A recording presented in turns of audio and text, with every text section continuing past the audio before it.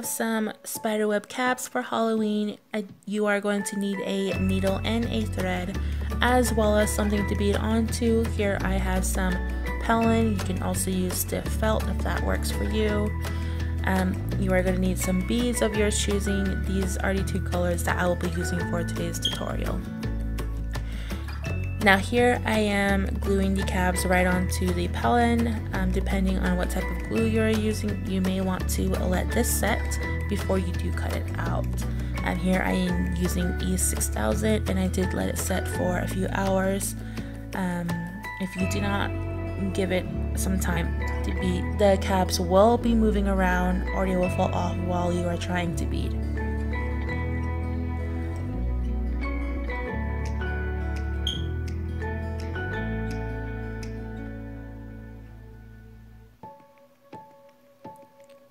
Once you get your thread through the needle, you're going to tie off the two ends because we are going to double strand this.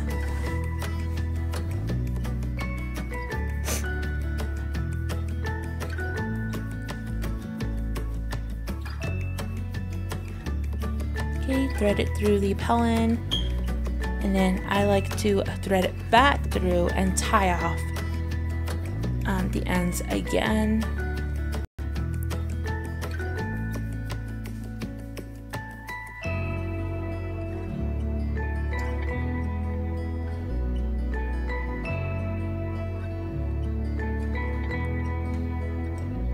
Now we're going to figure out where we want to start. Depending on where you want to start, thread that needle through the Pellon.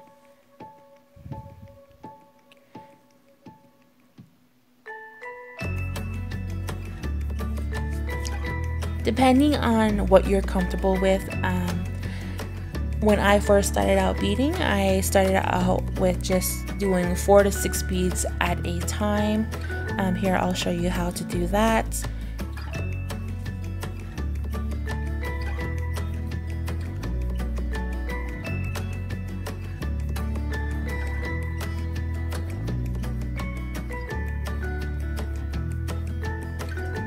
Okay, so here I decided to start off with 6 beads. You're gonna thread that through.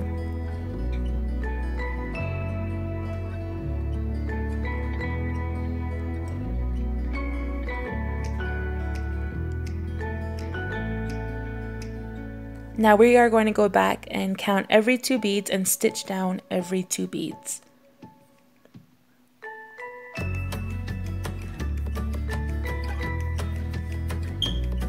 Just like that, and then to add more beads, I usually go back about 3 beads and I thread the needle through those beads.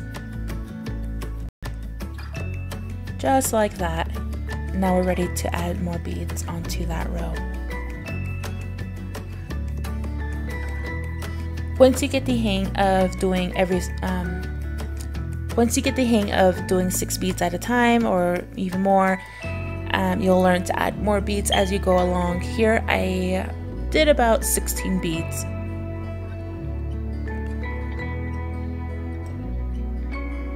And as you can see right now, I am trying to place those beads. I'm using my thumb to hold it into place.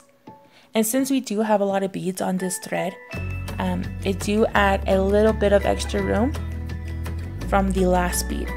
Only because when you start stitching down the other beads, space does get accumulated, so this prevents overcrowding.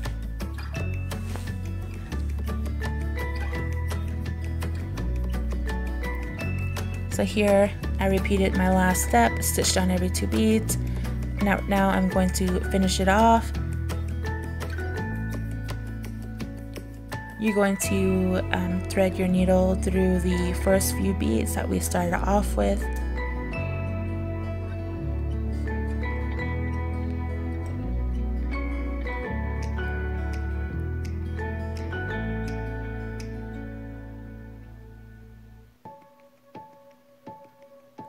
Just like that. And then, you know, the same steps we did before. It's going to go back and stitch the remaining beads down.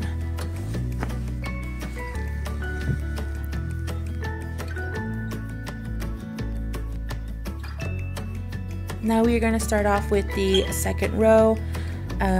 Here I'm going to do a little bit different on the beads. I'm just going to alternate the two colors.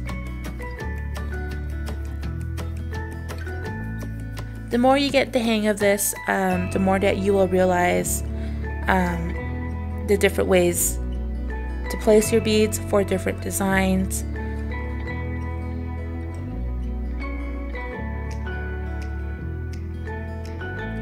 Now here I finished off the remaining rows. It is time to cut the needle off of the thread. Depending on how big you want your earrings, you can keep going.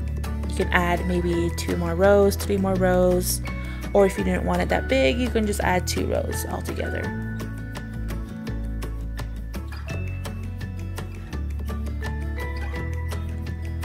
Now here, you definitely want to be very, very patient when cutting it out, because you do want to cut it as close as you can, but not too close to where you cut your stitchings.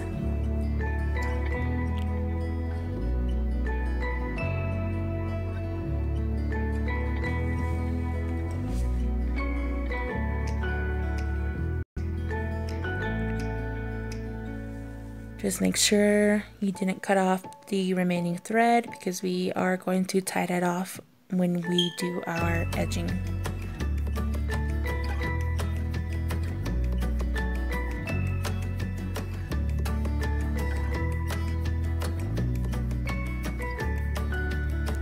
And there you go.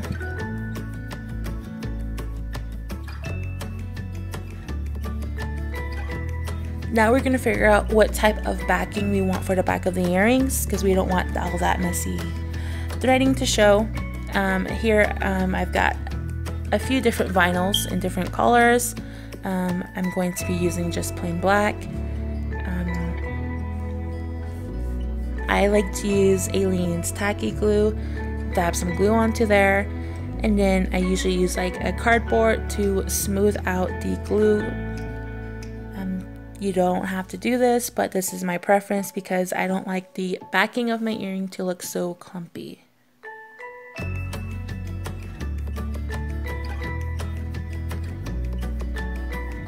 Glue that down onto the vinyl. You may want to let this set before you start to cut it out again. And there you have it. Now in the next video, I will show you how to edge and finish off the earring. Thank you for watching my very first tutorial here on YouTube. I know a lot of you have asked me a ton of questions on Instagram on how to do certain things, so I figured I'd start from the very beginning and work my way up from there. If you're new to this channel, my Instagram is albadoni. I will link that below. If you would like to see future videos, make sure you hit that subscribe button and leave some suggestions down below in the comments. Again, thank you for watching.